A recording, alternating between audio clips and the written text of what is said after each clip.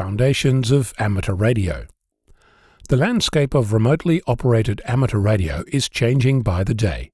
Once the territory of homebrew DTMF decoders and remote-controlled radio links, now more often than not it's a Raspberry Pi with an internet connection or some variation on that. Before I continue, I must point out that amateur regulations vary widely around the globe, especially in this area. It appears mostly due to the rapidly changing nature of remotely operated radios. For example, most, if not all, software-defined radios are technically remotely operated. You run software on your computer, the radio is connected to a network, you twiddle a setting on your computer and the radio responds. The computer is not part of the radio, but without it there's not much radio to be had. There's no need for both to be in the same room, let alone the same building. Similarly, a Kenwood TS480 and a Yaesu FT857D are both radios that have a removable face with knobs and a display.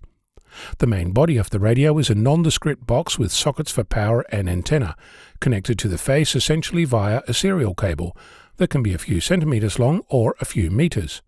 There's solutions like Remote Rig that replace this serial cable with a virtual cable, allowing you to put the face in one location and the body in a different one, connected to each other across the internet. With the introduction of Starlink Internet, a low Earth orbit satellite-based network, a connection to the internet can be made anywhere on Earth, making it possible to have your station sitting somewhere far away from interference, powered by batteries and solar panels, and connected to the internet. You might not even need to go satellite-based internet. The mobile phone network in many places is often more than sufficient for making such a station viable. If you're a member of a radio club, you might consider your club station.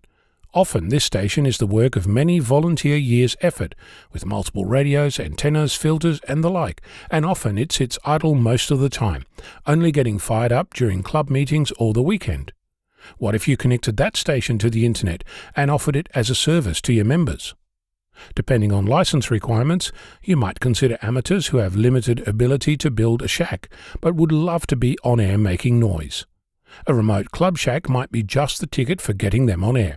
It could even become an income stream for your club. You might be able to offer access to trainees or let them monitor the station without transmit ability whilst they're preparing for their license. Or you might operate a 48-hour contest in shifts, all using the same transmitter but from the comfort of your home. The landscape is full of different solutions, like Remote Rig, which I've already mentioned. RigPi Remote Station Server is a tiny computer that controls your radio and allows you access via a web browser or remote desktop connection. There's Remote Hams, a ready-made solution for putting your shack on air with access control and remote management. You can connect specific radios like the Elecraft K3 remote system or a Flex Radio Maestro. There's even web browser remote control projects like Universal Ham Radio Remote by Oliver Foxtrot 4 Hotel Tango Bravo, each making it possible to get on air and make noise using a radio in a different location across the internet. All of the solutions I've named make it possible to fully use your radio. That means CW, SSB, FM, antenna control and the like. You can use it for FT8 or RTTY. The choice is yours.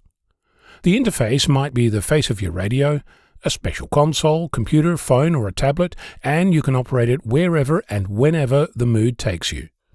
No longer do you need to have a shack in your home with coax snaking through the walls to an antenna whilst dodging the local authorities or fighting the engine noise from your car.